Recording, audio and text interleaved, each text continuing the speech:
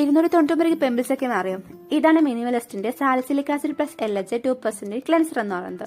എന്റെ മുഖത്ത് ധാരാളമായിട്ട് പിമ്പിൾസ് ഒക്കെ വരായിരുന്നു, മെയിനായിട്ട് ഫോർഹെഡ് ആ ഒരു സ്ഥലത്തൊക്കെ ആയിട്ട്. കാരണം എൻ്റെ ഒരു ഓയിലി സ്കിന്നാണ്. അപ്പോൾ ഇടയ്ക്കിടയ്ക്ക് ഇങ്ങനെ ഓയിൽ പ്രൊഡക്ഷൻ ഭയങ്കരമായിട്ട് കൂടുന്ന സമയത്ത് നല്ല രീതിക്ക് എനിക്ക് പിമ്പിൾസ് ഒക്കെ വരും.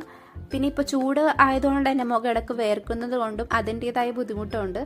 അപ്പോൾ ആ ഒരു ടൈമിലാണ് എൻ്റെ ഫ്രണ്ട് ഈ ഒരു ഫേസ് വാഷ് എനിക്ക് റെക്കമെൻഡ് ചെയ്യുന്നത്. അപ്പോൾ ഞാൻ ഏകദേശം ഒരു 1 വീക്കായിട്ട് ഇത് യൂസ് ചെയ്ത് നോക്കി. അപ്പോൾ നല്ല രീതിക്ക് എനിക്ക് മാറ്റി ഫീൽ ചെയ്തു. അപ്പോൾ ഞാനൊരു 30 ഡേയ്സ് യൂസ് ചെയ്തിട്ട് നിങ്ങളോട് പറയാമെന്ന് വിചാരിച്ചിട്ടാണ് ഇതിൻ്റെ റിവ്യൂ. അപ്പോൾ 30 ഡേയ്സ് യൂസ് ചെയ്തപ്പോൾ തന്നെ എനിക്ക് 90% അതിൻ്റെ പ്രോബ്ലംസ് ഒക്കെ സോൾവ് ആയി കിട്ടി. ഞാനത് 2 നേരം വെച്ച് യൂസ് ചെയ്യായിരുന്നു. രാവിലെ യൂസ് ചെയ്യായിരുന്നു, രാത്രി കിടക്കുന്നതിന് മുമ്പ് യൂസ് ചെയ്യായിരുന്നു.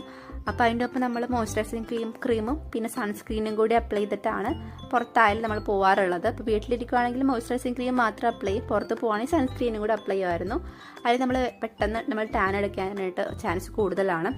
അപ്പോൾ ഈ ഒരു ഫേസ് വാഷ് ഇരിക്കുന്നത് ജസ്റ്റ് ഒരു വാട്ടറി കൺസിസ്റ്റൻസി പോലെയാണ്. അപ്പോൾ നമ്മൾ കുറച്ച് എമൗണ്ട് മാത്രം കയ്യിലെടുക്കുക, എന്നിട്ട് മുഖം നന്നായിട്ട് വെറ്റ് ചെയ്ത ശേഷം മാത്രം ഫേസ് വാഷ് അപ്ലൈ ചെയ്ത് നന്നായിട്ട് മസാജ് ചെയ്തിട്ട് വെള്ളത്തിൽ കഴുകിക്കളയുക. ഇത്രയും നമ്മൾ ചെയ്യേണ്ട ആവശ്യമുള്ളൂ. പിന്നെ ജസ്റ്റ് ഒരു 299 എന്തായാലും വെർത്തായിട്ടുള്ള പ്രൊഡക്റ്റാണ്. നിങ്ങൾ പല പല പ്രൊഡക്റ്റ് യൂസ് ചെയ്യുന്ന ആൾക്കാരാണെങ്കിൽ ജസ്റ്റ് ഈ ഒരു 1 പ്രൊഡക്റ്റ് യൂസ് ചെയ്താൽ തന്നെ നമ്മുടെ പിമ്പിൾസൊക്കെ നമ്മൾ ഏകദേശം മാറ്റാനായിട്ട് സഹായിക്കും. അപ്പം നമ്മൾ വാഷ് ഔട്ട് ചെയ്ത ശേഷം നന്നായിട്ടൊരു ബ്രൈറ്റ്നെസ് നമുക്ക് മുഖത്ത് ഫീൽ ചെയ്യും. കാരണം ഓയിലും കാര്യങ്ങളൊക്കെ ഇതിനെ നമ്മുടെ മുഖത്ത് നിന്ന് പോയിട്ടുണ്ടാവും. അപ്പോൾ ചെറുതായിട്ട് നമ്മൾ ഒരു ടവൽ ഉപയോഗിച്ചിട്ട് മുഖം നന്നായിട്ട് തുടച്ചു കൊടുക്കണം.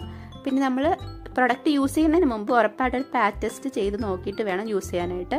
ഇൻ കേസ് എന്തെങ്കിലും അലർജീസ് ഉണ്ടെങ്കിൽ ഒരു ഡെർമറ്റോളജിസ്റ്റിനെ എന്തായിട്ടും കാണണം. അപ്പോൾ എല്ലാവരുടെ സ്കിൻ ഒരേപോലെ അല്ലല്ലോ, അപ്പോൾ അതിൻ്റെതായ വ്യത്യാസങ്ങളൊക്കെ ഉണ്ടാവും. അപ്പോൾ ഇത് നമ്മുടെ പ്രൊഡക്റ്റ് ആമസോൺ, പർപ്പിൾ, നൈക്ക് അതെല്ലാത്തിലും അവൈലബിൾ ആണ്. അപ്പോൾ ലിങ്ക് വേണ്ടവർ ഡിസ്ക്രിപ്ഷനിൽ നോക്കിയാൽ മതി, ഞാൻ ലിങ്ക് ഇട്ടേക്കാം. അപ്പോൾ എല്ലാവർക്കും ബൈ.